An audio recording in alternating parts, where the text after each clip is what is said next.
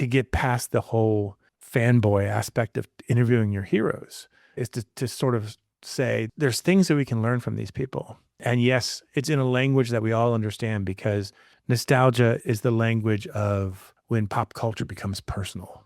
That's when the magic of nostalgia hits. So we can use these songs and we can use these movies as our language, but what we're really learning from them is something a lot deeper than that. And once that started clicking and working, then I thought that the podcast was hitting on all cylinders. Step into the world of success with your brand amplified, the ultimate podcast designed to unravel the intricacies of thriving businesses. I'm your host, Annika Jackson, and I'm on a mission to uncover the stories, strategies, and secrets that have propelled entrepreneurs and business leaders to success. I am thrilled to have another Believe host on the show today, Steve Spears, and we're going to talk about something that I know is fun for you because you've been living the 80s for quite a while, but it's also really fun for me to get to think about that because I don't often get to the nostalgia time, but when we think about the music that's popular on the dance floor, it's still oftentimes music from the 80s that we grew up with, even for the younger kids. We think about fashion, right? Everything always comes circling right back around, and then it reminds us of how good it was.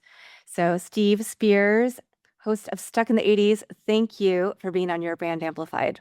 Wow, thanks, Annika. This is going to be a fun conversation. Anytime you get to spend the day talking about the 80s, that's a pretty good day. Yeah, absolutely. And you've been talking about this for about 800 episodes. But before we get into that and what's come out of the podcast, take us back to 2005. You were at the Tampa Bay Times. You launched what would become one of the longest running pop culture podcasts on the internet. Honestly, even before many of us even knew this thing called podcasts existed. What was that original idea? So, right. I mean, 2005, set your mind back.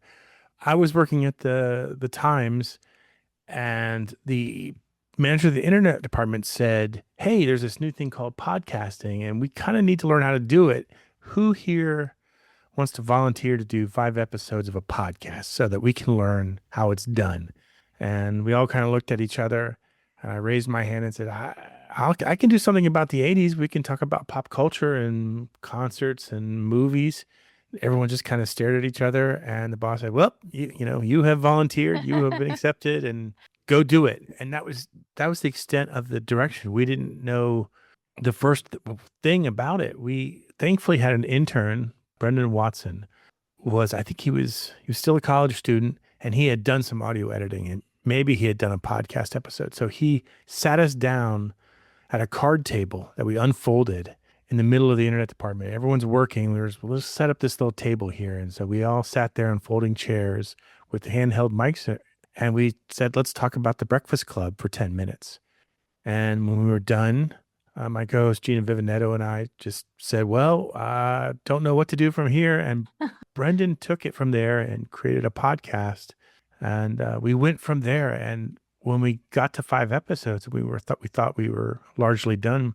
We were shocked to discover that we were getting emails from around the country from people who had found it after only 5 episodes. I mean, granted, we didn't have the competition you'd have today, but people were writing in and saying, "I heard your Breakfast Club, podcast, and I loved how you shared the memory of going to the theater and seeing it with your date and how the date went. And I have a Breakfast Club story that I want to share with you." So we started creating these conversations across the internet, and the podcast was the conduit, and it went from there. The boss said, "Keep going." And so we did for 20 years. Amazing. If I recall, you were first just supposed to start with 5 or 6 episodes, but the response that you got brought so much publicity and recognition to the Times that probably wouldn't have happened otherwise. Yeah, I mean, the Times it was at the time the largest daily newspaper in Florida. It was based in Tampa Bay, but it was a very print-centric publication. It was well known. It had won Pulitzers for its print reporting. The internet was still very much a mystery to most of the people who worked there. Nobody really knew what to do. So we were the pioneers, not only like in maybe the podcast industry in general, but certainly at the Times, nobody knew how to cater to an international audience or to a digital audience. So we kind of, it became our sandbox where we could try different things and see how they worked. And that's how we learned how to podcast. It was trial and error right from the very start. Wow. Yeah. I mean, thinking about how it's changed from then to now, how this industry has evolved, and how this, even your podcast, went from being kind of a side gig, an extra part of your work, to its own complete entity. Yeah, that was bizarre to all of us that it could be something that could stand on itself. When I left the Times in 2012 to come to Orlando and work for a company that was a little bit more digital forward, they had seen the work that I had done with the podcast, and they wanted me to bring that same sort of spirit to their products. And so that was my those are my marching orders to them, was like, use your success, use what you learned, and help us. But at the same time, the podcast became independent. It was bizarre because we didn't have our, by the time I had left the Times, we had our own podcast studio with a control room and ISDN lines and really professional microphones. We had a real producer, the whole nine yards. So in a way, when we left in year 7 to come to Orlando, I had to change hosts and I had to do it all myself. And to this day, it's a 2-person operation. Wow. So it's that's how we get it done. That's remarkable that you've been able to sustain with just a two-person operation. And it's, I mean, it's really a brand with a life of its own, as you said. But as a business, I want to think it through and ask you, was it hard to get the IP away from, to separate the two entities? Was that an experience, or was it pretty easy for you? It was difficult in the sense that we were starting over from scratch. I don't have a IT background. Thankfully, my co-host now does. And so he was able to do the research needed to make it happen. What was easy, unexpectedly, was the newspaper really didn't want to keep it. When I left, I was writing a blog that went along with it. Same name, Stuck in the 80s. And I wrote the blog every single day for 10 straight years. There was at least one entry every day, 7 days a week for 10 straight years. Sometimes, most days, 5 or 6 entries. And so that was something that they could wrap their minds around and monetize.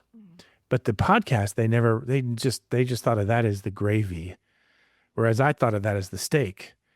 So when we left, they wanted to keep the blog. And so I wrote the blog for them for a few more years, but they were more than happy to hand over the podcast. And so we just had to move to a new hosting service and buy our own microphones and figure out how to do it. And that was no small affair. It took a few months to make the transition and then to start fresh with a brand new co-host who didn't have the same chemistry that I had developed over 7 years with my previous team. So yeah, there were challenges for sure, but I felt at the time it was worth the gamble. Yeah, I mean, absolutely. And the fact that you were able to get that IP a little, maybe a little short-sighted on the side of, the times, but how lucky for you to be able to take it, to still go through learning process, but evolve it into what it is today, which is 800 episodes and interviews with so many luminaries and iconic artists: Steve Perry, Huey Lewis, Cyndi Lauper, Adam Ant, Martha Quinn, right? And getting their stories after their peak, when they've had time to go back and think about what their story was and the impact that they made. Such a rich story. That is what's kind of unique about our story. And when I was writing the book, which I know we'll talk about in a bit, I was, at the same time I was writing my book, I was reading Cameron Crowe's book that he just put out, his memoir. And his memoir is all about catching these bands at the very beginning of their careers. So he talks about Bowie and the Eagles and Greg Allman at the very beginning, when they were starting to just figure things out. And here I am, I thought at the time, on the complete opposite end. Their careers have all peaked and have settled down into a nice, quiet rhythm. And so I'm definitely seeing them more reflective, sharing stories that they would never have shared 20 or 30 or 40 years ago. There's nothing to be gained by them, by hubris at this point.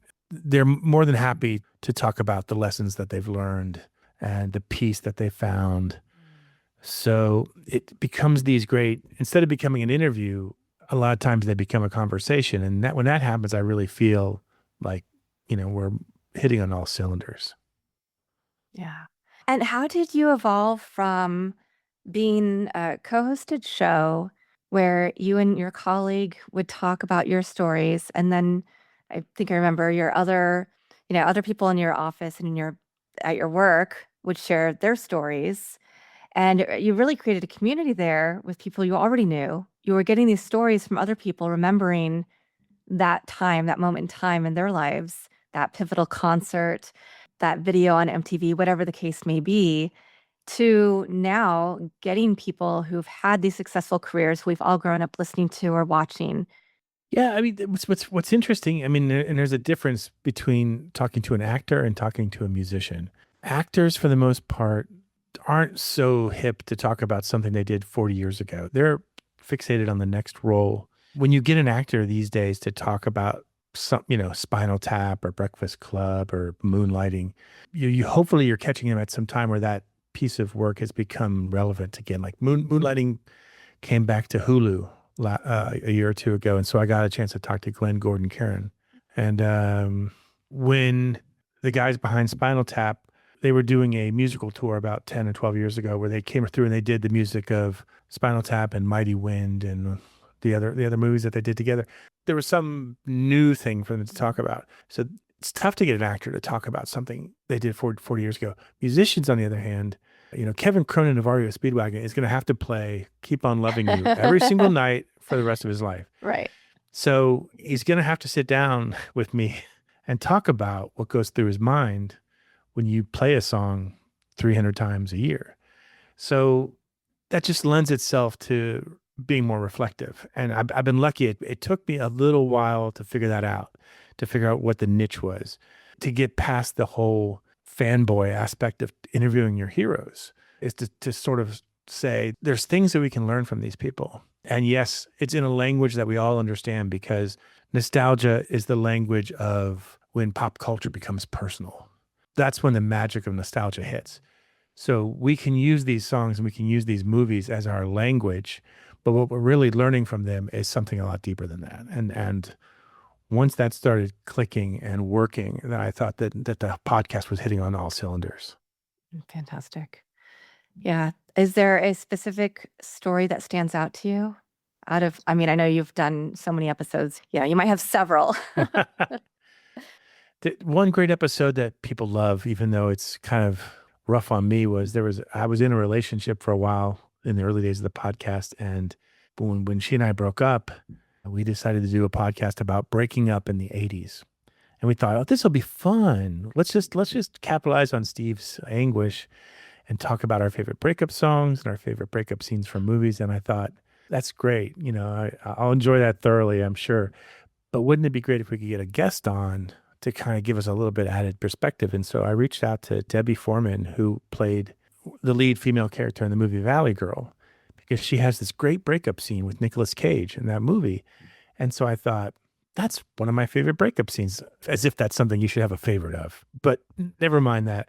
That's one of my favorite breakup scenes. Let me see if she'll come on the podcast and talk about it. So I wrote her this email where I just kind of, just spilled my guts about, I'm going through a bad time. I just was in a serious relationship. It just ended. We're going to try to do this podcast as a therapeutic thing. And would you be willing to come on and talk about Valley Girl? And like a million emails I had sent off in the day, you never really expect to get a response. But I did. Like an hour later, my phone rang and I pick it up and hi, Steve, this is Debbie Foreman. And I'm sitting next to my co-host who he had the cubicle next to me. And I go, hello, Debbie Foreman.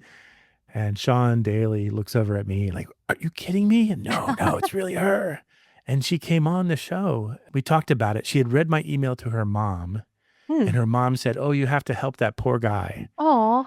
So she came on the show and we talked for about 45 minutes, just me and her, not my co-hosts. And she basically walked me through my breakup using the context of Valley Girl and her own personal experiences. Because What I didn't know was that she and Nicolas Cage were dating during that movie, Wow. and when it ended, they did break up. And so she's revealing this to me and giving me the context and coaching me through it. And you can hear it's a difficult podcast for me to listen to now because you can hear like I'm teetering. Mm. She's the one with the lifeline, pulling me back. That will always be a special podcast. There's many more. I mean, John Parr made me cry. Steve Perry turned me into his therapist for our Oh, podcast. When you get those, it's really special and it never leaves. wow. What a story. So it's not always just fun and games and talking lightheartedly about the 80s. I mean, you really are pulling out nostalgia, but also people's real lived human experiences on top of the layer of whatever we recognize them from. That's really the secret of Stuck in the 80s over the years. It's never been the fact that we're talking about the 80s. It's that we're talking about ourselves. And the 80s is just the context of it. And when anybody comes on the show as a co-host, I always have to explain to them, look, we're gonna be times when I'm gonna ask you a question and it might be personal and you've got to decide whether you want to share it or not. But I encourage you to share it and to open it up and just tell me how you feel. Put your heart on your sleeve and share these moments because you're gonna find that people around the world are going to connect with you, not through the music necessarily, but through the stories. So, and they're going to share stories about how the music and movies made them feel. And that's going to be what makes this thing move forward. And it always has been. That's the secret of Stuck in the 80s. It's sometimes we talk about doing topics where we say, let's do a whole episode on Caddyshack. Well, do you have a story about Caddyshack? Not really. Well, then we're not doing a story. We're doing a podcast on it. You got to bring something to it. That's the secret formula. It's not really that difficult. It just, you have to be willing to do it. And some people really, they hit that wall where they're like, there are things I just don't want to tell you. And for whatever reason, sometimes good, sometimes bad, but that's the line you have to cross. Mm-hmm. Thinking about the people that you have on for sharing, I know that on my podcast, I had Kevin Surace, who is the godfather of the personal voice activated assistant, which Siri and Alexa are based on his patent. And he has all these other AI patents. And so that was my fangirl moment, having him on and going, oh my gosh, I'm so nervous. Like he's done so many things that affect all of our lives. So the question I have for you is, what are some of the mistakes that podcasters make when they get a big name guest in their chair or somebody who's they're a super fan of? And how, as podcasters or interviewers or just people living in the world, can we not make those mistakes? That's a great question. Wow, I don't think I've ever answered that question before. I'll tell you what I think, although I don't know it to be the solution for everybody. The way I do it when I'm interviewing somebody is I go back and I literally try to consume every interview that I can find of the person. I really try to get inside their head and know what kind of questions turn them on, what kind of questions excite them, what kind of questions turn them off. Mm-hmm. Mm. I try to avoid the dingbat questions that they've answered 1,000 times. Oh, hi, you're the lead singer of Wang Chung. Why did you name your band Wang Chung? No. Don't do that. Don't be that person. I mean, don't ask them a question that you can find the answer to in 1,000 different places. If you're still really infatuated by why they call the band Wang Chung, find another way to ask it. Find a way. You named your band Wang Chung, and you've had to answer 1,000 questions about it. Ever reconsider naming it something else? I mean, you just find a way to ask a question in a new way. But definitely don't waste your valuable time asking questions that are so readily available somewhere else. And by that, I don't also mean ask them some sort of ridiculous, trivial question that nobody cares about. That's the challenge. How can I engage this person with a question that they haven't answered 1,000 times, but that also will really resonate with people who either know the person or want to know the person better? Or, hey, if you don't know the person at all, now you're super curious. So those are the questions you have to look for. And the only way I know how to do it is to go back and literally read and then watch a lot of YouTube videos so you can it's one thing to read their words, it's another thing to hear it. Are Mm-hmm. they really intense? Do they seem a little sleepy? Are they laid back? Do they have some crazy accent that you're going to have to really focus on listening to them? In which case, watch those videos 10 times instead of once. Those are the things I do to prep for interviews, and it takes time. So what always rattles me is when I ask for an interview and someone will say, "Yeah, I could do it today, right now, if you want." Like, well, I'm like, no, no, no, no, no, no. I need 2 weeks. I need 2 weeks to prep for this. But that's how I do it. I don't think you can go wrong with that approach. I'm always curious when people meet one of their heroes. Like if you go to a Comic-Con, we have MegaCon in Orlando this weekend. And so everyone's going to get a chance to talk to one of their heroes this weekend. And I'm always curious, well, okay, you finally got a chance to talk to Nathan Fillion. What did you say? And you could tell that they agonized about it ahead of time. And still a lot of times, oh, I don't know. I just said, thanks for making Firefly or something like that. And it's tough. I mean, we're afforded, I usually get about a half hour with most people. Sometimes you get lucky and someone's got, I think I talked to Dennis DeYoung of Styx for 2 hours. I think I talked to Steve Perry for an hour. Some others go on for 45 minutes, but usually 30 minutes is what you get. And so that's still a gigantic amount of time compared to what you get at MegaCon. So, but still use it wisely. Just don't go fanboy on them. Don't tell a 10-minute story about how you saw them perform in 1984 and you really liked it and you bought the shirt. I mean, in our podcast, tell that story before the interview or tell that story after the interview. You got 30 minutes, make it yeah. count, but do the research, really dig in. No, and that means that'll do 90% of the work for you. Nice. Yeah. I think many people get, like you said, intimidated. But were you intimidated that first time that you interviewed Oh God, I somebody? used Or to throw up before interviews. wow. I was never I'm a trained journalist. And so I took my fair share of writing courses, but I've always pretty much worked as an editor. Mm. So I've always been editing other people's writing. So when I finally got to start interviewing people that I really cared about, I was nauseous right down from my head to my toes. And the night before, the morning of, I would just be physically ill. And these are the early days when the interviews were, I'm not saying they weren't as important as the ones I do today, Yeah. but they were certainly, when you're first getting started in podcasting, half the challenge is telling people what a podcast is. But no, I was sick and it would go away 15 seconds into it. And so I just had to teach myself that over the years that you're going to be a little nervous, but it'll go away. You're going to realize that the person on the other side is just as human as you are. And they want to share their story. Otherwise they wouldn't be here. So just relax. And if you really, really, really are freaking out, just write your questions down ahead of time and, look at them when you need to. But at the end of the day, remember, you're having a conversation with somebody, another human being, and just enjoy it. Great advice. And I'm glad to hear that even as seasoned as you are now, that you still had a little bit of that discomfort at the beginning. I think it makes all of us feel better who might have these opportunities someday. What's even tougher is, 99% of the interviews are on the phone for the most part. In the Zoom era now I do get to see the other person. I interviewed Martha Quinn 4 times before I saw her in person. Wow. Like on a Zoom call. It was only about a month ago that she and I sat across from each other on Zoom and saw each other. I've always known what she looks like, but she's never known what I looked like for 20 years. She's never known. But what's really freaky is once a year I go on this thing called the 80s Cruise. And as a podcaster, I host all the trivia on the ship, these big sessions. And I always get one of the celebrities to come up with me, or one of the musicians on the ship, to be my guest for trivia.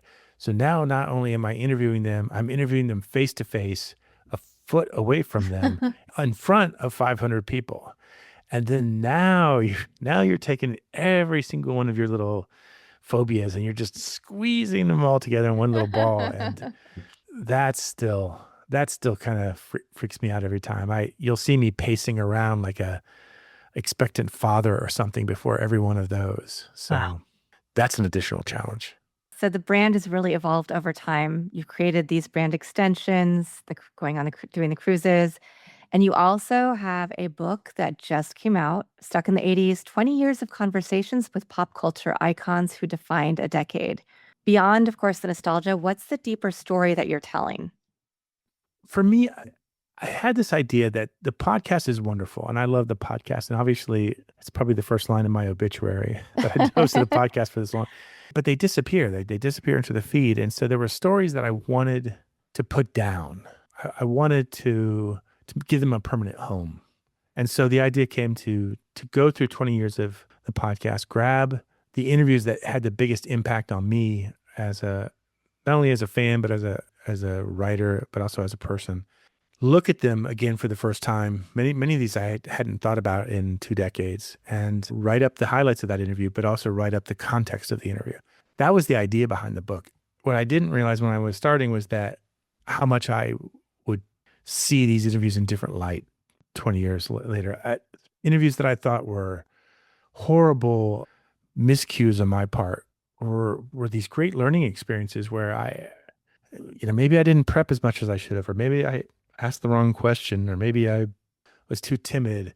But sometimes the guest persevered through it, and some really gems came out of it. And so even in the book, there's a whole chapter of just the interviews that went badly, like Simon Le Bon of Duran Duran, Cyndi Lauper it's not my best work. But I wanted to be honest about the good and the bad.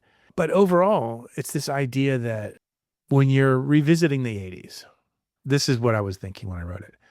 When you're revisiting these, you're not just remembering the songs and the films. You're remembering who you were at that time. They still are the enduring language. We may not all like Bon Jovi or Duran Duran or Berlin, but we all know the lyrics.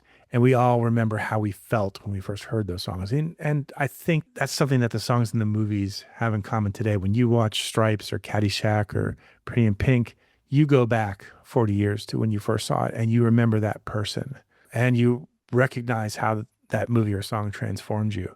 These interviews that are in the book transformed me, every single one of them. Even the ones that went badly, I was transformed. They became learning experiences. The ones that went fantastic became revelations about, how you handle aging with grace, how you look back at your accomplishments and put them in context. So there are larger themes to this book, which always kind of makes me chuckle because I just remember being in high school and reading The Great Gatsby or Scarlet Letter and the teachers talking about themes. Did you see the themes in the book? And I was the worst English student. I never saw the themes. I never could see the themes, and I could read Hemingway and not read between the lines. But when I wrote this one, they appeared like invisible ink that kind of reveals itself to you when you hold it up to sunlight or a candle. The themes became evident to me as I wrote it and as I finished it. And it was a bit of therapeutic resolve in that. And I appreciate that. When other people read it, I ask them, what did you get out of it? Did you, you can get any one of 100 things out of that book, whether it's just learning something about, I didn't know Van Halen asked Patti Smythe of Scandal to be their lead singer, and then Sammy Hagar was their second choice. I had no idea. Great, you got that out of the chapter. Did you get anything else? If that's okay, that's all you got. I mean, I'm still amazed by that. But no, I some of these conversations are very interesting to me, and I think anyone who grew up in that decade can relate to them. And what was the process like going from being a journalist for print to this medium of podcasting, audio, and then audio video to writing a book? The hardest transition I've ever done, the hardest challenge I've ever attempted in my life on any level or scale. I can't overemphasize that enough. Over the last 20 or 30 years, I've been focused on the digital side of journalism for the most part. That's been my niche.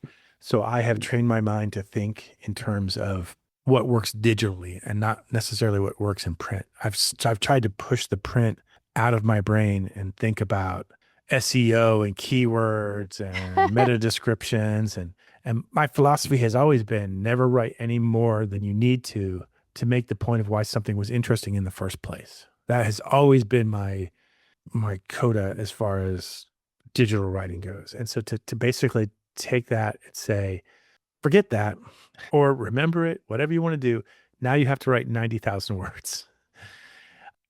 There were times when I just wanted to just quit and say, you know what, this isn't worth it to me. I'm just going to go back to focusing on what I know best. The podcast is going to be the art form that I'm known for. It's not going to be a book. I had to put it together in pieces. I literally wrote, of those 60 interviews, I would write them up separately on separate Google Docs with I mean, there was an outline, but it didn't really flesh out. I mean, the outline had to be thrown away halfway through it. And so I came up with each of the individual conversations, and then I had to find, kind of like a jigsaw puzzle, how they fit together with each other. And that was the worst part of it. I mean, that was the part that I just wanted to yank my hair out. Thankfully, one of the things that's changed over the last 20 years is that you now have internet transcription services. So I could turn over my podcasts and then have someone give me back the print version. Nice. And they were easier to digest. So, and I wanted them to be uber accurate. So that was the thinking. So now I'm basically rereading 20 years of my work and trying to decide, geez, when I talked to Colin Hay of Men at Work, like, I know I talked to him, but what did I say? Because that was 18 years ago. So you'd read through it and go, wow, I forgot that he shared this story. And so it was a discovery process from the very beginning. And I'm thankful that the path through it became clear. It's like maybe 2/3 of the way through it. Somehow it just started to gel, and then I got it together. But it was one of I mean, that's a difficult way to write a book. Certainly. But you did it and it's out. So talk to us about that experience of actually getting your book out, because that's a whole other, again, the publicity, the marketing. We Yeah. talked about the writing. Yeah. So that scene in Back to the Future at the very end where Marty's dad, the box of books arrives at the door and Biff brings it in and he goes, oh, look, George, your first novel. And they slice open the box and they pull out the book and they look at it like it's a brand new baby. Yeah. That's exactly what it's like. Ooh. Exactly what it's like. The postman came. It wasn't Biff. It was just the postman came with a box of 30 books, and I sat it down. My wife and I sliced it open, and I reached in and pulled it out and held it in my hands. And I wish I could bottle the euphoria that you feel at that one exact moment when you finally hold it in your hands, because it was pretty overwhelming. But I was lucky in the sense that the whole idea of getting it done now is we had an 80s cruise coming up. There's an 80s cruise that just happened a few weeks ago. And it's like I said, it's an annual voyage. They've done 10 of them now, where they go out into the Caribbean on a Royal Caribbean ship. And there's 17 bands from the 80s that are on it and 3,000 fans of the 80s. Wow. And so the goal was, yeah, so this year they had Bret Michaels and OMD and Berlin and Taylor Dane. And the goal was get the book out, not only to mark the 20th anniversary of the podcast, but get it out there so we could bring it on a book, because it just felt like that would be the perfect way to do it. So we got it done in the beginning of February. The boat left in like 3 weeks. So that's when the final edits were done, like on February 6th, and the boat leaves in 3 weeks. So we ordered 50 author copies and I packed them into my suitcases. My suitcases weighed about 200 pounds. And I dragged him on the boat and I brought him up to the merch shop. And I had done all this kind of grassroots marketing ahead of time to tell all the cruisers that, hey, the book's going to be here. We're going to give copies away as prizes for trivia. But if you want to pick up a copy, it'll be in the merch store. And so I was doing what I could on Facebook. The cruise has a bunch of Facebook groups to market it there. And I thought, if I can sell like 10 or 15 of these, that'll be fantastic. That'd be a great start. So I dropped them off at the merch store, and then I got a call like 5 hours later saying, do you have any more books? We sold out. Wow. Yeah. So we sold out in the first 5 hours of it being for sale. So that made me feel pretty good. And then I got a chance to do my first book signing on the cruise. Nice. That was surreal. I didn't know. I never even thought about, I need to sign these, and what am I going to say? So it got off to that great start, and it's been 10 days now, I think, since it's been on sale. Maybe not even that long. Nope, 5 days. It's been 5 days. It's been 5 days. Okay. And I'm sorry, I had to look down at the current date. It went out on March 11th, and it's just been. And I've been marketing it through 80s Facebook groups. We have a Patreon group for the podcast, and so they've all been enthusiastic about it. And that's how we've been doing it for now. It's been largely a social media promotion. and some select podcast appearances like yours. And I'm supposed to be on TV this Friday at MegaCon. We'll see if that Nice. happens. So yeah, it's Oh, just it's when you're doing it yourself, it's you want to market your book, then get going. And just that's kind of how it's been. I mean, I will admit I sometimes go to AI and say, it's day 3 of the launch. What should I do? And it's been very helpful with coming back with you should write a post about such and such. And okay, let's give it a go. So yeah, AI has been sort of a tool in that respect of giving me ideas because your brain just gets turned around and twisted when you're trying to. I'm not a salesman, and so it's hard for me to market my book, but it just it's a good tool for that. And at the end of the day, just as it is with the podcast, just the best way to do it is just to be honest and share your thoughts. Tell people how they contributed to the book. So I was lucky to get people like Martha Quinn and Mark Goodman both wrote endorsements for the book. nice. I sent them advanced copies and they took a look at it. And of course they're both in it. Yeah. So yeah, it's just, you create this community around something like a podcast. And that's been what's driving things so far. Was there anybody who performed at the cruise who was not in the book who then was like, hey, why am I not in your book? Why have you not interviewed me?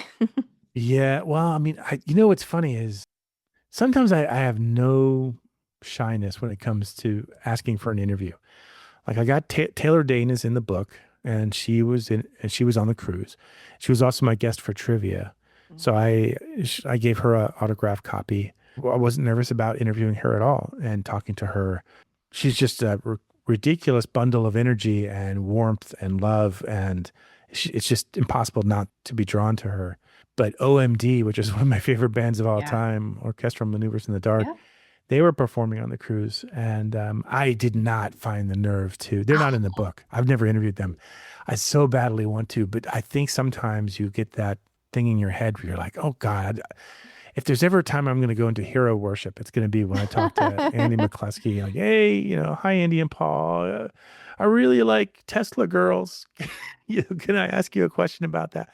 So I haven't quite. There's still some people that I haven't quite gotten over the hurdle of asking. But no, I mean, yeah, there was people on the cruise. I mean, Brett Michaels is in the book. Brett Michaels was interviewed.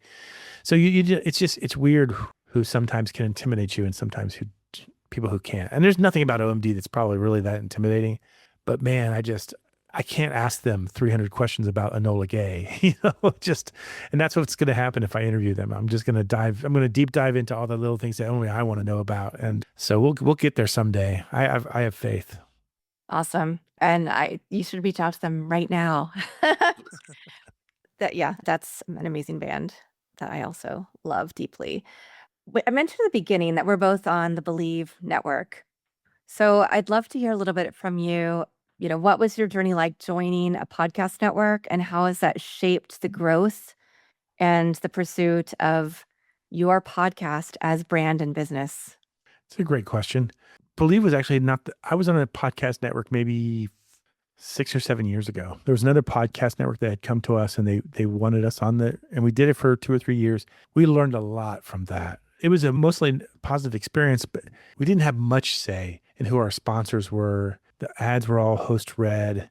I don't think I ever had the impression that growing our podcast was one of their top priorities. And so eventually we decided to go our own way, because with them, you literally had to record a podcast every single week.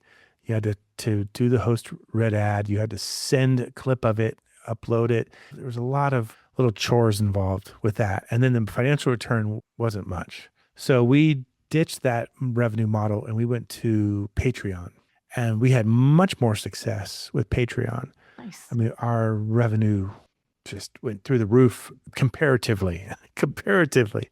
Let's keep that word first and foremost. So now I think we have about 200 paying patrons, and there's different membership levels. You can do it for as low as $2 a month. And it's when Believe came to us a few months ago, 6 months ago, maybe, and inquired about joining, my concerns were, the problems I had with the previous network. Right. Are we going to be required to do a show every week? Are we this? Are we that? And thankfully, no, I mean, none of the requirements from the previous network applied to Believe.